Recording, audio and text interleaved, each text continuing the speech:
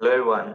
I hope everyone is doing really great. तो आज मैं आ गया हूँ दोबारा से जीएजीएल का रिवीजन सेशन 3 लेकर। दो सेशंस हम पहले ही रिवाइज कर चुके हैं और दो रिवीजन सेशंस हमने क्या किया था, रिवाइजिंग 5 इंपॉर्टेंट क्वेश्चंस डेली। तो डेली के हम 5 क्वेश्चंस इंपॉर्टेंट रिवाइज करते हैं और जो एक क्वेश्चंस होते हैं दैट इज गाइडलाइन आंसर्स। ठीक है जी। दो रिवीजन सेशंस में रिकॉर्ड करके यूट्यूब पर भी अपलोड कर चुका हूँ और दोनों के जो नोट्स है वो भी अपने टेलीग्राम चैनल पर डाल चुका हूँ।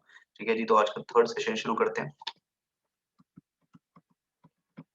ठीक है जी। These are the notes. जो पहले के ये नोट्स हैं सारे के सारे मैं अपलोड कर चुका हूँ। ये फर्स्ट क्लास के नोट्स थे ये भी मैं अपलोड कर चुका हूँ।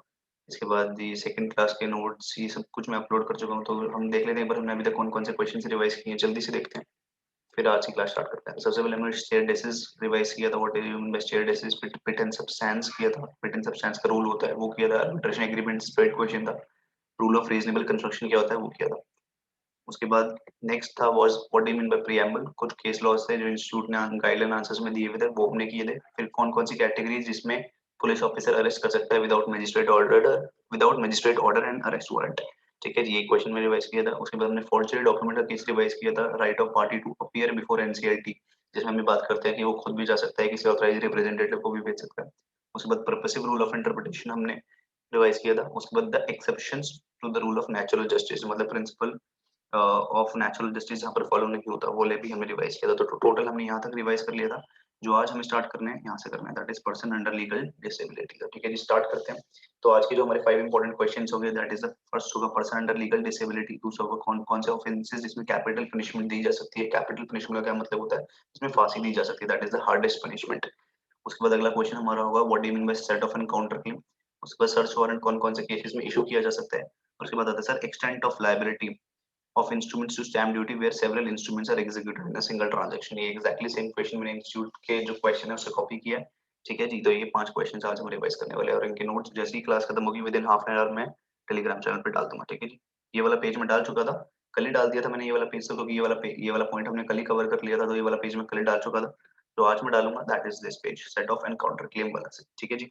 स्टार्ट करते हैं। सबसे पहले पर्सन अंडर लीगल डिसेबिलिटी। तो नाम से कुछ समझ में आ रहा है कि कुछ ही चीज के लिए डिसेबल है, लीगली डिसेबल है, मतलब वो केस नहीं कर सकता। कब तक केस नहीं कर सकता सर? आओ देखते हैं एक बार। Person entitled to institute a suit or make an application for execution of a decree is a minor insane or an idiot. इसका क्या मतलब? पर्सन जो सूट फाइल करना चाहता है या एप्लीकेशन फाइल करना चाहता है कि मेरी डिग्री को एग्जीक्यूट किया जाए, जो कोर्ट की तरफ से डिग्री आती है उसको एग्जीक्यूट किया जाए, वो क्या है सर? एक माइनर है, इनसेन है या फिर इडियट है। मतलब माइनर मतलब 18 साल से कम है, इनसेन मतलब पागल है, या फिर क्या है? इडियट है। ठीक है।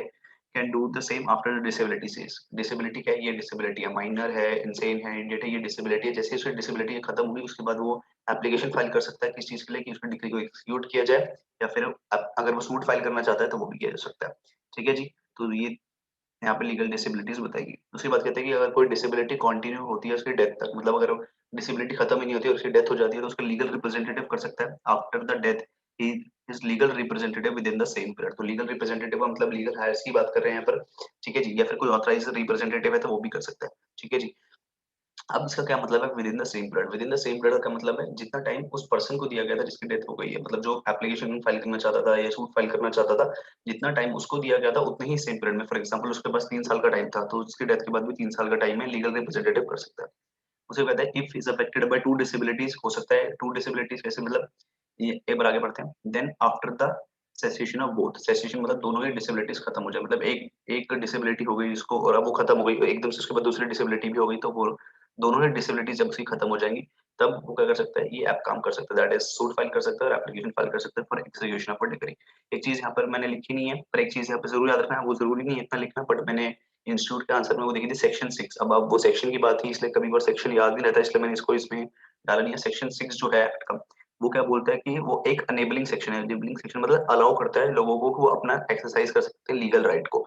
ये उनके पास लीगल राइट है, तो जब उनकी डिसेबिलिटी सीज होती है तब भी वो कर सकते हैं, फिर डेथ हो जाती है उनके बाद लीगल रिप्रेजेंटेटिव भी कर सकते हैं। अगर दो डिसेबिलिटी से एक साथ सफर कर रहा है तो दोनों डिसेबिलिटी खत्म हो जानी चाहिए।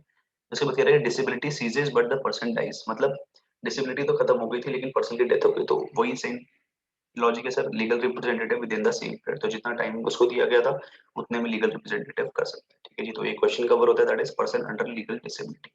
इसके बाद आता है sir that is question number 2A का फोर्थ पार्ट। अब जो क्वेश्चन नंबर 2 होता है और क्वेश्चन नंबर 2A होता है, इनमें से आपको कोई एक करना होता है, ठीक है। यहाँ पर भी मैंने देखा था, यहाँ पे देखो ये क्वेश्चन नंबर 2 चल रहे थे, क्वेश्चन नंबर 2 यहाँ से क्वेश्चन नंबर 2A शुरू होता है, तो इनमें से आपके पास ऑप्शन होता है कि क्वेश्चन नंबर 2 कर लो या क्वेश्चन नंबर 2A कर लो, लेकिन जो भी क्वेश्चन आप अटेम्प्ट करोगे इसके सारे पार्ट्स करने होते हैं, ठीक है जी। उसके बाद आता है काइंड, ऐसा नहीं कर सकते कि क्वेश्चन नंबर 2 के कुछ पार्ट्स कर लिए, क्वेश्चन नंबर 2A के कुछ पार्ट्स कर लिए, नहीं, ठीक है। वो आपको पहले ही डिसाइड करना होता है कि कौन से क्वेश्चन आपको आते हैं, और उसके बाद 2 करना है या 2A करना है, उसके बाद आपको उसके सारे पार्ट्स करने होते हैं। उसके बाद क्वेश्चन नंबर 2A का फोर्थ पार्ट देखते हैं sir, kind of offences in which capital punishment is award. अब ये क्वेश्चन मेरे को ज्यादा समझाने वाली बात नहीं है, ये लर्निंग वाली बात है। कैपिटल पनिशमेंट का क्या मतलब होता है? दैट इज फांसी, that is the hardest punishment. और सुप्रीम कोर्ट कहते हैं it should be given in the rarest of the rare cases, मतलब बहुत ही रेयरेस्ट केसेस में आपको ये अवार्ड करना है। ऐसा नहीं कि इसने कुछ भी किया इसको फांसी दे दो, नहीं। और कौन कौन से केसेस में सर मिल सकता है? मर्डर, फर्स्ट मर्डर के केस में, दूसरा डेकोइटी विद मर्डर, तीसरा waging war against the government of India, attempted murder bye life convict, abetting mutiny actually committed, giving false information upon which an innocent person suffers death, abatement of a suicide by a minor or insane person। ठीक है जी, अगर किसी का murder कर दिया, dacoity करने गए थे वहां मर्डर कर दिया, गवर्नमेंट ऑफ इंडिया के खिलाफ वॉर करना चाहते हैं आप, तब अगर कोई लाइफ कन्विक्ट था उसने मर्डर करने की भी कोशिश करी, अटेम्प्टेड मर्डर, तब भी दिया जा सकता है। एबेटिंग म्यूटिनी एक्चुअली कमिटेड, अगर आपने कोई ऐसी फॉल्स इन्फॉर्मेशन दे दी जिसकी वजह से एक इनोसेंट पर्सन की डेथ हो जाती है, तब हो सकता है। अबेटमेंट ऑफ अ सुसाइड, अगर आपने किसी माइनर इंसेंट पर्सन की सुसाइड करने में अबेटमेंट करी, मतलब उसकी आपने उसको रोकने की कोशिश नहीं करी और आपने उसको क्या किया, प्रोवोक करने की कोशिश की, अबेटमेंट करने की कोशिश की, ठीक है जी, तो आपको क्या कर दिया जाएगा, तब भी आपको क्या कर दिया जाएगा, कैपिटल पनिशमेंट दे दी जाएगी, ठीक है जी। अब इसमें याद करने वाली चीजें ज्यादा है, समझने वाली चीजें बहुत कम है, ठीक है जी। अब उसके बाद आता है next question, set of and counter claim. Set of क्या होता है और काउंटर क्लेम क्या होता है? ध्यान से सुनना, ये दोनों ही जो पावर्स होती है ना यार, ये डिफेंडेंट के पास होती है, ये बहुत ही अच्छी पावर्स होते हैं, सेट ऑफ और काउंटर क्लेम। काउंटर क्लेम जो होता है यार, कभी कभार ना इसका मिसयूज हो जाता है, बट कोई इशू नहीं है, एक बार मैं आपको इसको जूम कर देता हूँ। आओ जी देखते हैं set of and counter claim में क्या फर्क होता है। तो सेट ऑफ क्या होता है, for example it is a reciprocal acquittal of debts. देखो यहाँ पर लिखा भी है reciprocal acquittal of debts between the plaintiff and the defendant. इसको समझना यार, मैं बहुत ही इजी एग्जांपल देता हूँ, उससे आपको चीज समझ में आएगी।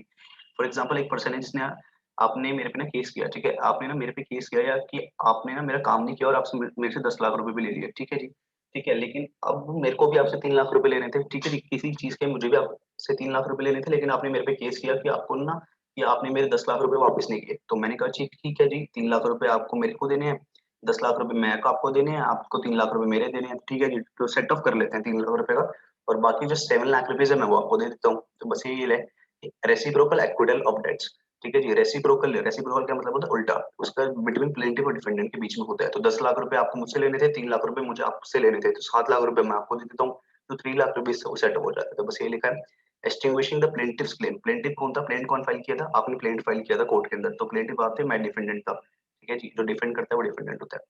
तो उसकी प्लेंटिफ का claim to the amount claimed by the defendant as a counter claim, ठीक है जी। जितना मैंने काउंटर क्लेम आपसे किया, काउंटर क्लेम मैंने किया किया 3 लाख रुपए तो मुझे आपसे भी लेने थे, तो वो कितना हो जाता है, एक्सटिंग्विश हो जाता है उतना अमाउंट, ठीक है जी। अब इसमें एक चीज होता है, suit for recovery of money होना चाहिए। ये कुछ इंपॉर्टेंट पॉइंट्स है, इसको जरूर जरूर याद रखना। मैं इसको एक बार मार्क भी करके दिखाता हूँ, एक सेकंड मुझे जूम आउट करना पड़ेगा। ये बहुत ही इंपॉर्टेंट पॉइंट्स है यार, ये चीज जरूर याद रखना। Suit for the recovery of money, हमेशा ये रिकवरी ऑफ मनी के लिए होता है, ठीक है ना, इस बात को जरूर याद रखना। Suit for the recovery of money, ये चीज ना हमेशा जब भी सेट ऑफ होता है ना यार, ये मनी के लिए होता है, ठीक है, इन टर्म्स ऑफ, और ये असर्टेन सम ऑफ मनी के लिए होता है। असर्टेन मतलब जिसका पहले से ही पता है, जैसे आपको पता था कि 10 लाख रुपए मुझसे लेने हैं, आप ऐसा नहीं कह सकते कि मुझे उससे खर्चा पानी लेना है, ठीक है ना। आप ऐसा नहीं कह सकते मैं वहां गया था उसने मुझे पैसे नहीं दिए, मुझे उससे खर्चा पानी लेना है, नहीं नहीं नहीं। इसमें सम ऑफ मनी जो होता है वो पहले से असर्टेन होता है, और लीगली रिकवरेबल फ्रॉम प्लेंटिफ, ठीक है जी। तो लीगली रिकवरेबल होना चाहिए, ठीक है जी, कोर्ट के थ्रू ही आप इसे रिकवर कर सकते हो, दैट इज लीगली रिकवरेबल। इसके बाद आता है not exceeding the pecuniary jurisdiction of the court. इसका क्या मतलब है? जो कोर्ट जितनी केसेस सुनने के लिए एलिजिबल है उससे ज्यादा पेक्यूनियरी जुरिसडिक्शन, पेक्यूनियरी का मतलब होता है monetary in terms of money. तो ऐसा नहीं है कि कोर्ट 1 लाख रुपए तक का केस सुनने के लिए एलिजिबल है, आप उस पर केस फाइल कर रहे हो डिफेंडेंट पे कि ये मुझे 10 लाख रुपए लेने से, तो कोर्ट ऑब्वियसली उसका पेक्यूनियरी जुरिसडिक्शन इतना नहीं है, कोर्ट इतने हायर अमाउंट का केस नहीं सुन सकते, क्योंकि कोर्ट की जो जुरिसडिक्शन है वो सिर्फ 1 लाख रुपए तक की है, ठीक है जी। ये चीजें बहुत इंपॉर्टेंट पॉइंट्स है, इनको जरूर ध्यान रखना, ठीक है जी। आज आते हैं अगले बार। तो ये हो गया सेट ऑफ, जिसमें रेसिप्रोकली एक्विटल ऑफ डेट्स होता है, और जितना काउंटर क्लेम डिफेंडेंट करता है उतना अमाउंट एक्सटिंग्विश हो जाता है प्लेंटिफ के क्लेम्स में से, ठीक है जी। अगला आता है काउंटर क्लेम। अब ये सुनना यार बहुत होता है, कभी कभार ना काउंटर क्लेम क्या होता है, उल्टा पड़ जाता है। तो क्या होता है, फॉर एग्जाम्पल आपने ना एक प्रॉपर्टी थी, ठीक है, एक प्रॉपर्टी थी जो आपको भी पसंद थी और मुझे भी पसंद थी, ठीक है। अब वो प्रॉपर्टी आपने खरीद ली, ठीक है, अब वो प्रॉपर्टी आपने खरीद ली, अब मैं ना क्या करता हूँ उस प्रॉपर्टी में ट्रेसपास करता रहता हूँ बार-बार, क्योंकि मुझे भी पसंद थी, लेकिन अब वो प्रॉपर्टी आपने खरीद ली, ठीक है? तो ये डिफेंडेंट के पास ना क्या होता है, एक बहुत बड़ा हथियार होता है, एक वेपन होता है। अब डिफेंडेंट देखो क्या लिखा है, डिफेंडेंट में set up a counter claim against the plaintiff in respect of any cause of action. अब कॉज़ ऑफ एक्शन यहाँ पे क्या था कि मैं ट्रेसपास करता रहता था, तो आपने ना इंजंक्शन फाइल कर दिया कोर्ट में कि यार ये मेरी प्रॉपर्टी में ना ट्रेसपास करता रहता है, मुझे पसंद नहीं है, ये आता-जाता रहता है, मुझे पसंद नहीं है। ठीक है, तो अब आपने क्या किया, कोर्ट में इंजंक्शन फाइल ले लिया। इंजंक्शन का मतलब होता है स्टे। आपने ले लिया कि अब ना ये पर्सन मेरी प्रॉपर्टी में नहीं आना चाहिए, ठीक है।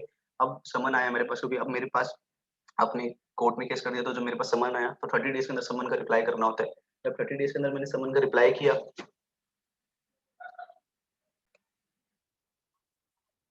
तो ध्यान से सुनना, मैं ये कह रहा था, मैं ये कह रहा था कि जिसमें प्लेंटिफ ने केस किया था, मतलब आपने केस किया और आपने बोला कि ये मेरी प्रॉपर्टी में आता जाता रहता है, आपने इंजंक्शन ले लिया, आपने कहा स्टे दोबारा नहीं आना चाहिए, और जब मैं दोबारा, जब मेरे पास जब आपने केस फाइल किया तो मेरे पास समन आया, समन का रिप्लाई विद इन 30 डेज के अंदर करना होता है, 30 डेज के अंदर रिप्लाई करना होता है। तो जब मैंने रिप्लाई किया तो मैंने बोला वो प्रॉपर्टी तो भाई मेरी है। तो अब मैंने क्या किया, डिफेंडेंट ने काउंटर क्लेम सेटअप कर दिया। अब ये हो सकता है फॉल्स क्लेम है, ऑब्वियसली अब ये फॉल्स क्लेम है, क्योंकि मेरे पास वो प्रॉपर्टी तो है नहीं। अब कोर्ट क्या कर सकता है, अब मेरे को वहाँ पे रोकने के बजाय क्या करेगा, आप हो सकता है आपको ही से प्रॉपर्टी से बाहर निकाल दे कि भाई तुमने तो गलत केस फाइल कर दिया, ठीक है ना? तो डिफेंडेंट के पास एक वेपन होता है, हो सकता है मोस्टली केसेस में ये फॉल्स हो जाता है कभी-कभार।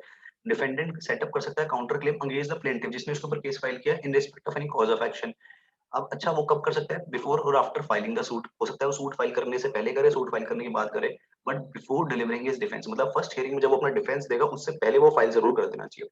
It can be in the nature of damages और नॉट। तो काउंटर क्लेम हो सकता है sir in the damage, in the nature of damages हो या ना हो, लेकिन जब भी ये सेट ऑफ होता है वो हमेशा इन टर्म्स ऑफ मनी होता है, ठीक है जी।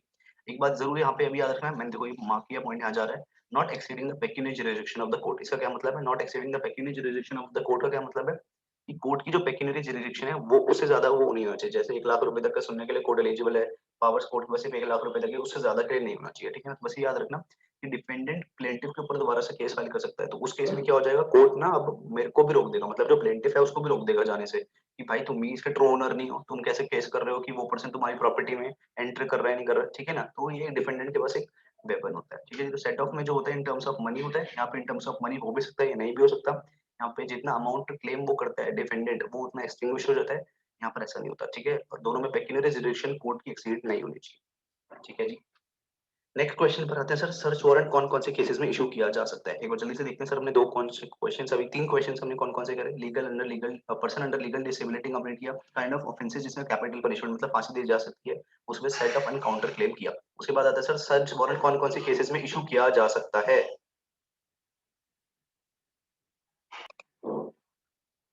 चलिए जी, चलिए जी नेक्स्ट क्वेश्चन पर आते हैं, that is search warrant can be issued in the following cases. तो क्वेश्चन आता है, अभी हमने क्वेश्चन कर लिए 3, अब इसके बाद आता है कौन कौन से केसेस में सर्च वारंट इशू किया जा सकता है। तो person summoned to produce any document will not produce it. अगर कोर्ट को ऐसा लगता है कि एक पर्सन इसके पास एक डॉक्यूमेंट है और वो कोर्ट के लिए बहुत ज्यादा जरूरी है, अगर कम पर्सन उसे समन, पर्सन जिसको समन किया गया है वो डॉक्यूमेंट वो प्रोड्यूस नहीं करेगा, तो गवर्नमेंट क्या मतलब दैट इज कोर्ट क्या करती है, सर्च वारंट इशू कर देती है, ठीक है जी। तो फॉर एग्जांपल अगर कोर्ट को ऐसा लगता है मेरे पास ऐसा कोई डॉक्यूमेंट है जो किसी केस में जरूरत है, बट मैं कोर्ट में उसे प्रोड्यूस नहीं करूंगा, अगर कोर्ट मेरे को समन करेगी तो कि वो डॉक्यूमेंट लेकर आओ, तो कोर्ट क्या कर सकती है, सर्च वारंट इशू कर सकती है कि मेरे घर में आओ और वो सर्च वारंट से वो डॉक्यूमेंट लेकर चले जाओ अगर मिलता है तो, ठीक है जी।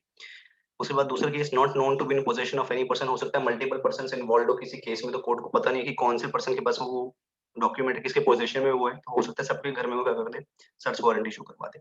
उसके बाद हो सकता है सर सर्च वारंट जर्नल भी हो सकता है और सर्च नेसेसरी जहाँ पे जरूरी है, जहाँ पे एक जनरल इंस्पेक्शन जरूरी है, फॉर एग्जाम्पल वहाँ पे कोई अगर प्रॉब्लम वगैरह हो गई है और उसका मर्डर हो गया, वहाँ पे सर्च वारंट कर जरूरत है, जहाँ पे सर्च नेसेसरी है, जहाँ पे जनरल इंस्पेक्शन और सर्च की जरूरत है। एक चीज जरूर याद रखना, सर्च वारंट में भी रिस्ट्रिक्टिव और मे बी रिस्ट्रिक्टिव और टू एनी पार्ट और प्लेस देयर ऑफिस। का क्या मतलब, हो सकता है किसी पार्ट या प्लेस ऑफिस में, हो सकता है पूरा एक ऑफिस है, ठीक है ना, उस ऑफिस में से हो सकता है हमें सिर्फ एक कैबिन में ही क्या करना है, सर्च करनी है, तो हो सकता है उस प्लेस के लिए, उस पार्ट के लिए ही हो सकता है सर्च वारंट रिस्ट्रिक्टिव कर दिया जाए, तो कि भाई मेरे पास सर्च वारंट है और मैं आपका कैबिन देखना चाहता हूँ, ठीक है ना, मुझे पूरा ऑफिस नहीं देखना है, मुझे आपका सिर्फ कैबिन देखना है, तो पार्ट और प्लेस देयर ऑफ में भी रिस्ट्रिक्ट किया जा सकता है, ठीक है जी। तो पर्सन जिसको डॉक्यूमेंट, जिसके पास डॉक्यूमेंट है, पर्सन उसे तो समन करती है तो वो प्रोड्यूस नहीं करेगा, इसलिए हो सकता है सर्च वारंट इशू कर दिया जाए। इसकी पोजीशन में कोर्ट को नहीं पता, इसलिए सर्च वारंट इशू कर दिया जाए, जनरल इंस्पेक्शन सर्च नेसेसरी है तब भी कर दिया जाए, ठीक है जी। This is very important. इसके बाद आता है सर एक लास्ट क्वेश्चन आज का, आई एम सॉरी, चलिए जी, आते हैं लास्ट क्वेश्चन पे, देखते हैं extent of liability of instruments to stamp duty where several instruments are executed in a single transaction. तो एक वर्ड यहाँ पे समझना किसकी बात की गई है, सिंगल ट्रांजैक्शन की बात की गई है। सिंगल ट्रांजैक्शन का क्या मतलब है यहाँ पर, single oh sorry, I am sorry, ये थोड़ा सा डार्क हो गया, ये दिखेगा नहीं। चलो मैं इसको इरेज कर देता हूँ। चलो लेजर पॉइंट से देखते हैं, extent of liability of instruments to stamp duty where several instruments are executed in a single transaction। तो कहते हैं liability of instruments कितनी रहती है, liability of instruments को जो क्वेश्चन है वो liability of instruments के ऊपर है स्टैम्प ड्यूटी के लिए, जहाँ पे several instruments execute किए जाते हैं एक सिंगल ट्रांजेक्शन में। तो एक सिंगल ट्रांजेक्शन हो सकता है कि फॉर एग्जाम्पल इसमें एक बहुत ही अच्छा इलिस्ट्रेशन दिया गया था, मैं आपको ना पहले इलिस्ट्रेशन, चलो इलिस्ट्रेशन तो मैं समझा देता हूँ, इलिस्ट्रेशन से आपको जो प्रोविजन है ना वो अपना आप समझ में आ जाएगा। तो क्या होता है, ए ने एक पर्सन था ए, उसने एग्जीक्यूट किया था कन्वेंस ऑफ इमोल प्रॉपर्टी, मतलब वो सेल करना चाहता था इमोल प्रॉपर्टी को, तो लेकिन सेम डीड पे ना नेफ्यू ने अपनी कंसेंट भी दी थी, दैट वाज नेसेसरी। अब ये इलस्ट्रेशन है यार, बहुत इंपॉर्टेंट है, इसको ध्यान से सुनना, मैं इसको ना मार्क करके दिखाता हूँ आपको। चलो ठीक है, एक बार मैं आपको ऐसे दिखाता हूँ मार्क करके, इससे ना आपको समझ में आएगा। चलो, तो क्या होता,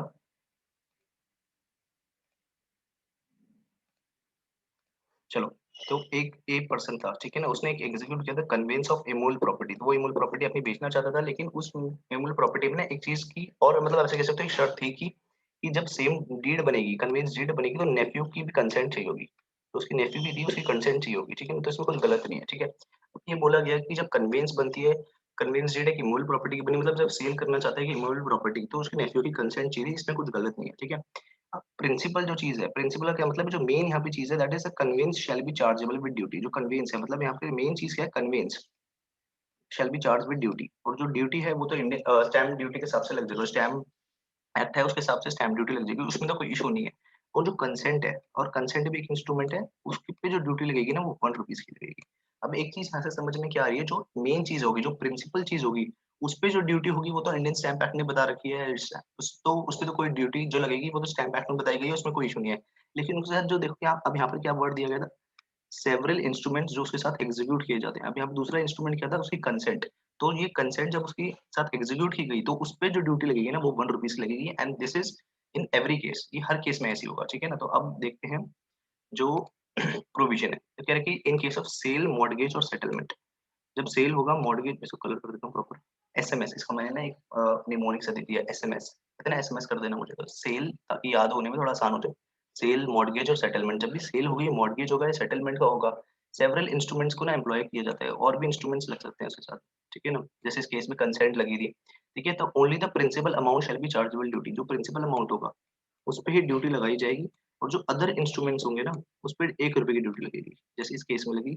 अदर इंस्ट्रूमेंट क्या था, कंसेंट, तो उस पे जो ड्यूटी लगेगी ना वो एक ही ड्यूटी लगेगी, क्योंकि जब ये केस में ये पूरा एक केस है, ठीक है ना, केस लॉ है, ध्यान रखना। तो जब ये कोर्ट में केस गया ना, तो कोर्ट ने क्या बोला भाई, ये जो कन्वेंस ऑफ ए मूल प्रॉपर्टी बन रही है, इसके तो डीड बन रही है, कोई इशू नहीं है, लेकिन जो कंसेंट डीड बन रही है, ये भी क्या है सर, जो उसने अपनी कंसेंट दी नहीं है फिर, ये भी एक सिंगल ट्रांजेक्शन का पार्ट है, ठीक है जी। देखो क्या लिखा है, सिंगल ट्रांजेक्शन, जब भी सिंगल ट्रांजेक्शन का पार्ट होगा ना, तो जो मेन चीज होगी, जो प्रिंसिपल चीज होगी, उस पे तो स्टैम्प ड्यूटी लगा देना, कोई इशू नहीं है। लेकिन जो अदर इंस्ट्रूमेंट्स होगा, उस पे हमेशा ₹1 की ड्यूटी लगेगी, ठीक है जी। तो ये चीज है कि जब सेवरल इंस्ट्रूमेंट्स एग्जीक्यूट किए जाते हैं सिंगल ट्रांजेक्शन पे, जो मेन प्रिंसिपल अमाउंट होता है, उस पे तो ड्यूटी लगा देना, जो स्टैम्प एक्ट ने बताई गई है, और वो कौन-कौन से केसेस होते हैं, SMS, that is sale, mortgage, settlement का। और जो अदर इंस्ट्रूमेंट्स होंगे, उस पे ₹1 की ड्यूटी लगा देना, ठीक है जी। तो ये चीज थी यहाँ पर।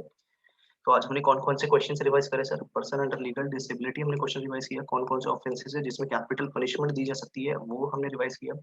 Set of and counter claim हमने रिवाइज किया, सर्च वारंट कौन-कौन से केसेस में इश्यू किया जा सकता है, वो हमने रिवाइज किया, ठीक है जी। This is very important, please take it seriously यार, रोज हम 5 क्वेश्चंस रिवाइज करते हैं, तो ऐसे करके हमारे 3 सेशंस हो चुके हैं, 15 क्वेश्चंस हम रिवाइज कर चुके हैं, ठीक है जी। और ये नेक्स्ट जो है यार, ये सारे मैं अपलोड कर चुका हूँ, ये ठीक है ना? तो और इस पे और भी काम चल रहा है, जैसे ही हमारा दिसंबर का पेपर खत्म होगा, फिर हम और भी पेपर लेंगे, जैसे मैं अपने हर वीडियो में बोलता ही हूँ, ठीक है जी। तो ये नोट्स हैं, मैं अब जल्दी से अपलोड कर दूँगा, तो आज के लिए तो बस इतना ही रखते हैं इसको, ठीक है जी। अपना ख्याल रखिएगा, please take care of yourself, it is very important कि आपकी हेल्थ इस टाइम अच्छी रहे, ठीक है जी। पढ़ाई में भी मन लगा रहता है फिर, ठीक है जी। तो आज बस इतना ही रखते हैं, thank you so much, goodbye, take care.